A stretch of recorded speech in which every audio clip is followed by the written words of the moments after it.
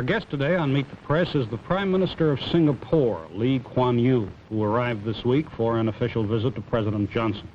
We'll have the first questions now from Pauline Frederick of NBC News. Mr. Prime Minister, you said in Washington that Americans are powerful. All the world is too painfully aware. But this power should be controlled. The United States should be restrained. Do you feel American power is controlled or used with restraint in Vietnam? As of now? Yes. I don't want to engage in your domestic dispute, and I'm not a general or an admiral, but... But you're a nation.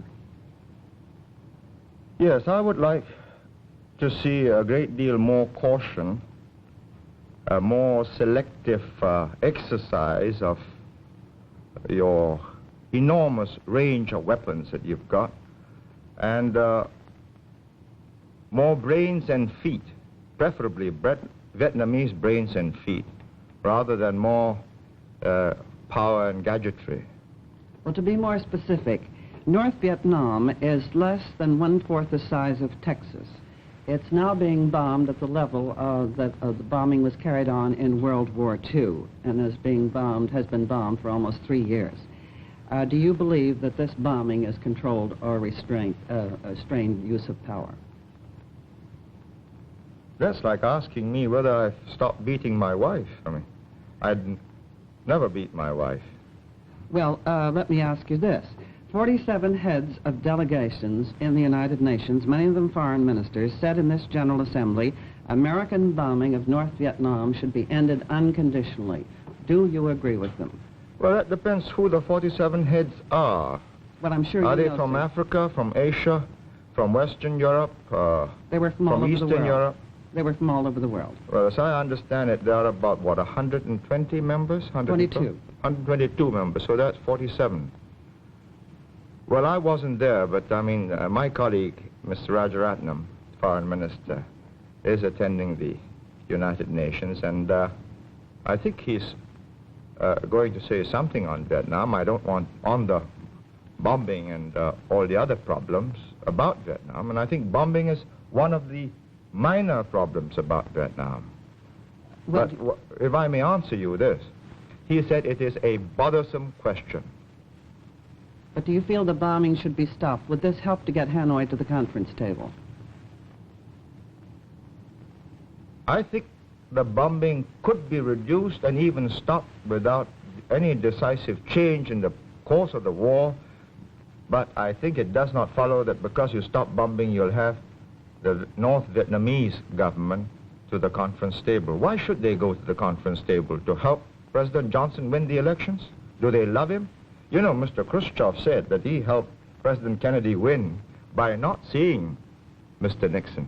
In other words, are you saying that if the North Vietnamese should come to the conference table and there would be a settlement, that President Johnson would win the next election? And by the same token, would he lose if there is not a peace settlement? I don't think it's as simple as that. I mean, you're putting words in, you're putting a form of words in such a tight and I think imprecise way, really, because the world is not so simple. It's not black and white. If they were to stop bombing, or you were to stop bombing, and if Hanoi were to meet with your president, it doesn't mean that there will be a settlement before the timetable for your presidential elections. And things can become very complicated, really, if it weren't. So I really don't want to go into all the intricacies, because it can take so many twists and turns, as Panmunjom did. So all I would like to say as an outsider is, will we all, in the name of humanity and for the sake of human civilization, take great care that there is no miscalculation on the reactions, not only of the North Vietnamese, but of the Russians and of the Chinese, because there must be a point at which they must react. Thank you, Mr. Prime Minister. We'll be back with Meet the Press and more questions for our guest, the Prime Minister of Singapore. But first, this message. Now back to Meet the Press, an unrehearsed press conference. Please remember, questions of the panel members do not necessarily reflect their own point of view. Here is our moderator, Edwin Newman. Resuming our interview, our guest today on Meet the Press is the Prime Minister of the Republic of Singapore, Lee Kuan Yew. You've just met Pauline Frederick of NBC News. The other reporters on our panel are Roland Evans of the Chicago Sun-Times, Seymour Topping of the New York Times, and Crosby Noyes of the Washington Evening Star. Lawrence E. Spivak, permanent member of the Meet the Press panel, will be back next Sunday. We'll continue the questions now with Mr. Evans. Mr. Prime Minister, you said in a recent speech, quote, "The wrong kind of conclusion to the mess in Vietnam can absolutely unscramble the whole lot of us in Southeast Asia." What did you mean by unscramble the whole lot of us? Well, one of the problems in Southeast Asia is that it consists of relatively new and fragile independent nations. They've just become independent since the Second World War. And the great problem is the will to resist. And it melts very easily because people, particularly in the world over, they want to be on the winning side. But in Southeast Asia, because they are small countries, because big armies have come, Europeans came, the Japanese came, you know, you bend with the wind like the bamboo, as the Chinese saying goes. And if it looks as if the east wind is growing stronger than the west wind, then people start bending that away even before the wind comes. What you're saying, sir, if I understand, is that the American position of force and resistance to this east wind is essential to give your country and these other newly independent countries a bulwark behind which you can develop your independence. Is that what you mean? No, may I say what I mean myself in my own form of words? I think Americans have, I think it's a friendly habit of trying to help a person think for himself, but I'd rather do my own composition, if I may. You have adopted this position in Vietnam. In 1954, you never asked the rest of Southeast Asia, and we were not consulted. You decided again in 1956 that Diem should not have free elections because, or he didn't want to have free elections, and you supported him because elections couldn't be free, and I've read all of the semantics about what is free and unfree. You decided in 1961, when things got a little bit difficult for Diem, to put in American advisors. And by 1963, at the end of 63, you had 25,000 American advisors in the Kennedy administration. Now, you had your last chance when Diem got knocked down by a bus, or perhaps it was a tank, and you could have got out and said to the generals, well, we'll help you, guns, food, uniforms, pay for the troops. But you decided, rightly or wrongly, to go in. And now this is 1967. And it's no use asking me now, for my opinion, what you should have done before. All I can say is, we've got to live with today, not with what might have been day before yesterday. And as of today, the Field Marshal of Thailand says, Kitikashon, and he's saying it to his own people, that they are going to fight in Vietnam, not in Thailand. Well, I take that to mean that if that is gone, he's going to anticipate history, and you know, the Thais have this great sense of the future, and as good anticipators of history, if they make the kind of adjustments in their postures arising out of what they think is a failure in Vietnam, well, I don't think the Tunku in West Malaysia has got very many years, in spite of all his armed forces. And then they've got me by the throat. Mr. Topping. Well, if I may again do what my predecessors here have done, recall a speech you have made. Some years ago you said, the Vietnam experience shows that however massive the military cover, however enormous the economic assistance, if the leaders of the people in whose name and whose behalf military cover and economic aid are being given do not set out to secure their own salvation, the end result still is perdition, both for the helper and the helped. Speaking as an Asian, do you think the South Vietnamese are helping themselves enough, or are we here in the United States headed for perdition with our allies? Well, you're asking me a very difficult question. I'm not making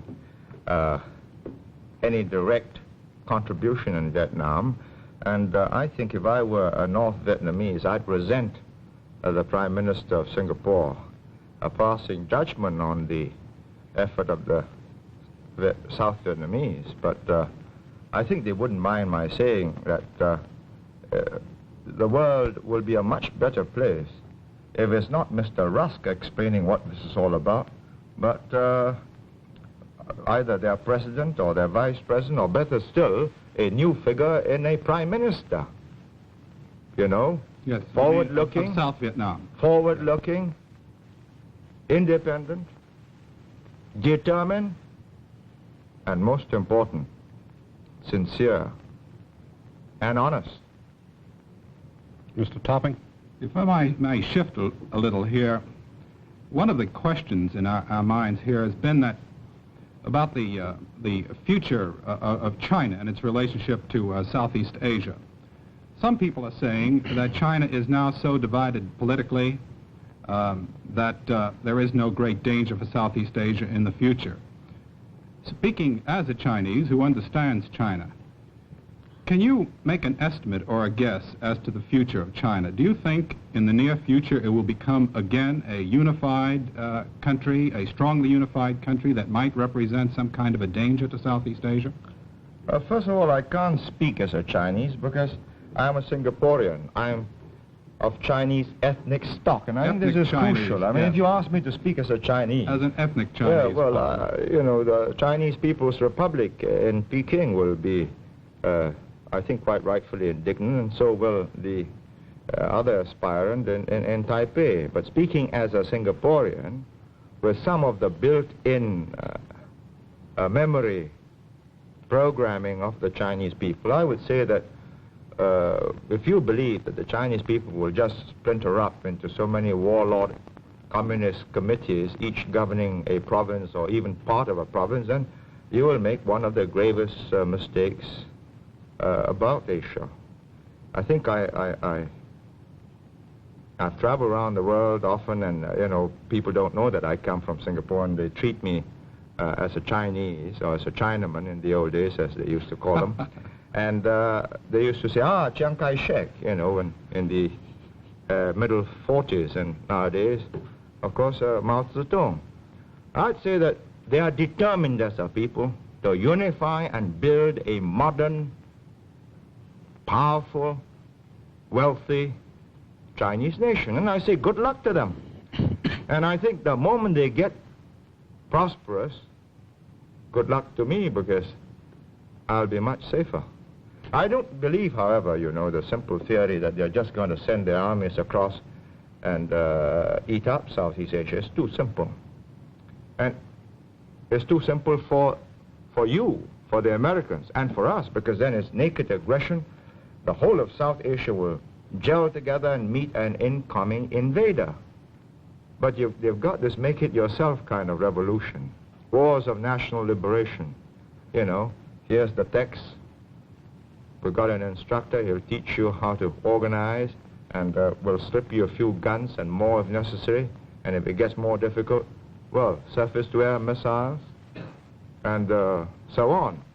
And I think this is the problem, that each of the individual governments in that region must use the time that you are buying in South Vietnam for the rest of the world, particularly Southeast Asia. I'm not saying you're doing this, you know, just for Southeast Asia. You're doing this for yourself.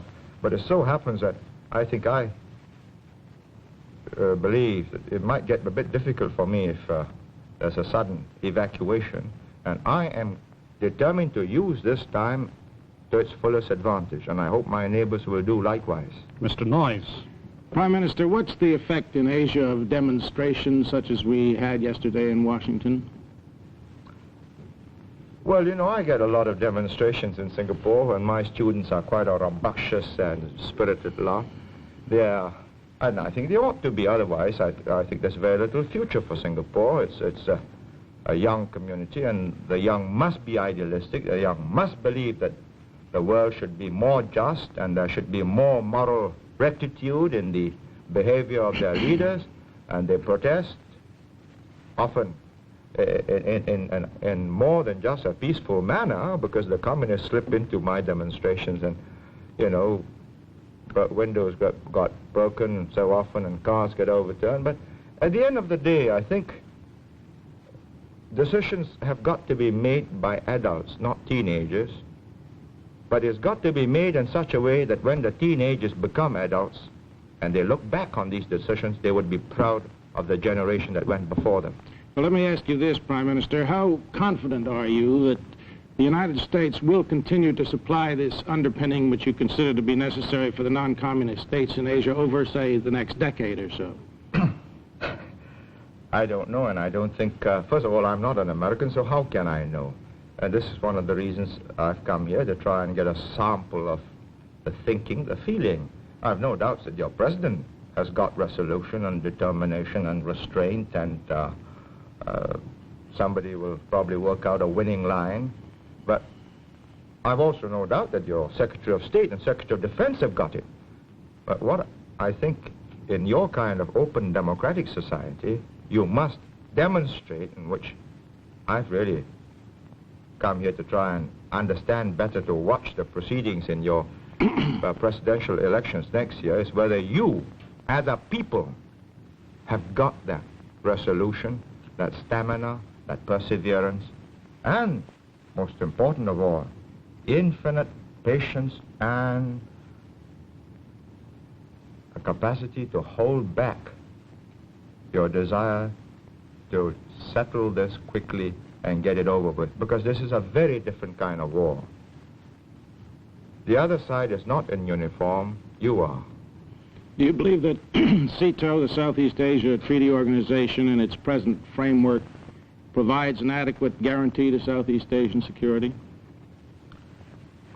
Well, you know, when it happened in, I think, 1954, 55, Mr. Nehru and quite a few other leaders like President Sukarno were very vehement in their denunciation, and even the Tunku Abdul Rahman of Malaysia was critical, and so was I. And I think looking back now, it really didn't meet the situation, because it was so very different from what you did for Europe. You know, in CETO, when an attack takes place on a member country, is just an attack against a member, and the others will take note that this is a breach of peace and a danger to the area. But in NATO, when an attack takes place, an attack on one is an attack on all, and they all respond. And you know what's happened.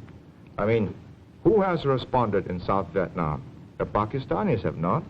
The French have not. The British have not. And probably for very good reasons. And until you convince Asia that you consider Asia as important to you, as Americans, as Europe was to America, you're going to find a lot of Asians like me rather critical and really doubting, because 90% of you have come from Europe. You understand Europe better than you understand Asia. Some of you understand Asia very well because you make specialized studies of the subject. But as a people, and finally, it is the mothers and fathers watching this television screen and seeing what is happening to their sons, and all the sweethearts also watching this, that will decide. And if you want people to take a stand, you've got to demonstrate that as a people you've got what it takes, that Asia does matter to you. Ms. And Frederick. does matter to the free world. Excuse me, Ms. Frederick. As you call it. Mr. Prime Minister, in answer to one of my questions, I believe you said, and I hope I'm quoting you correctly, in the name of humanity, great care should be taken that there be no reaction by the Russians and the Chinese. They must react. Would you tell us under what conditions you feel the Russians and the Chinese might react to what is going on in Vietnam, and whether there is any possibility of it now as you see the picture? I think really you ought to put that question to Mr. Khrushchev, Mr. Brezhnev and Mr. Kosygin, and probably Mr. Mao Zedong and Marshal Lin Piao or Zhou Enlai. I really can't answer this, but I'm quite certain that at some point they will decide that their own national interests are at stake and they must respond. Excuse me, gentlemen, Miss Frederick, we have a little more than 3 minutes left. Mr. Evans. Mr. Prime Minister, you made it clear that you are concerned about the resolution, particularly beyond the '68 election and into the future of the U.S. in Vietnam and in all of Asia, that our interest is stable and long-term. Would it not help resolve that difficulty, as you see it, if your country put a small token force? You only have 2 million in your population, I understand, but if you put a small token force into the field to assist in the work that is being done over there against what we call aggression from the North, wouldn't that help the United States to resolve this issue?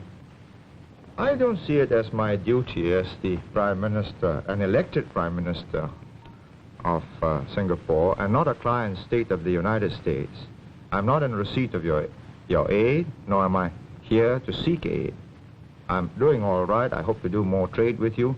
And I don't think it is the duty of the elected representative, leader of Singapore, to go and involve his country in a situation which can end disastrously for his whole people. And as I've said, if there is no resolution shown, and God knows what can happen between now and November 1968, you tell me what happens to all your allies who have gone in with you in South Vietnam. Mr. Topping. Well, in connection with what you've just said, I remember once you said, in fact, I believe you said it to me, when we were talking about your neutrality, you said, I am not neutral where the survival of my people are concerned. Now, if your survival does depend upon how well the United States and the South Vietnamese are able to do in Vietnam in the sense of containing the Asian communists, don't you think you should help more directly? I think my survival is not threatened yet. I've got my British friends and my Commonwealth friends in the area up till the middle 70s, and that's a very long time in the history of Southeast Asia. But, of course, it could change fundamentally by decisions you can make in South Vietnam between now and 68 and 69. And as the situation changes, we shall be watching it most intensely and avidly. And we shall make contingency plans. We have to. We have about 1 minute left, Mr. Noyes. Prime Minister, if, as you said, the treaty, the SEATO treaty, were strengthened to be more like NATO, with the same guarantees that NATO provides, would your country adhere to such a treaty?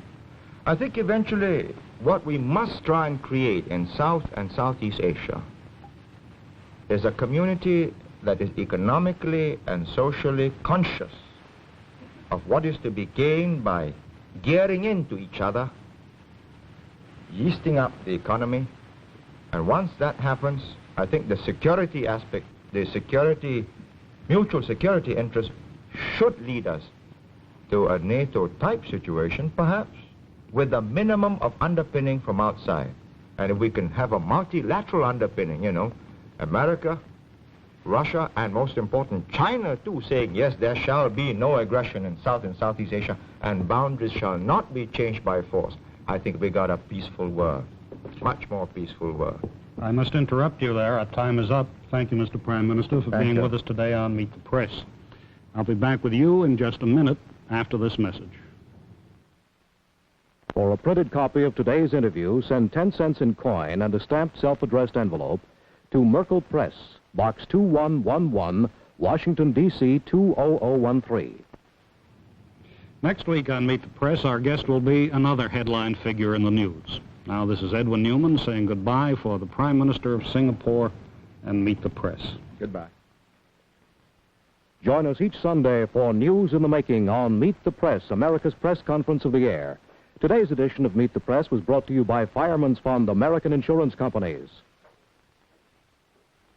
It could be Vietnam or right there in your hometown. Wherever and whenever the news breaks, you can expect the best comprehensive analysis of the news right here on NBC. This is Howard Reed speaking.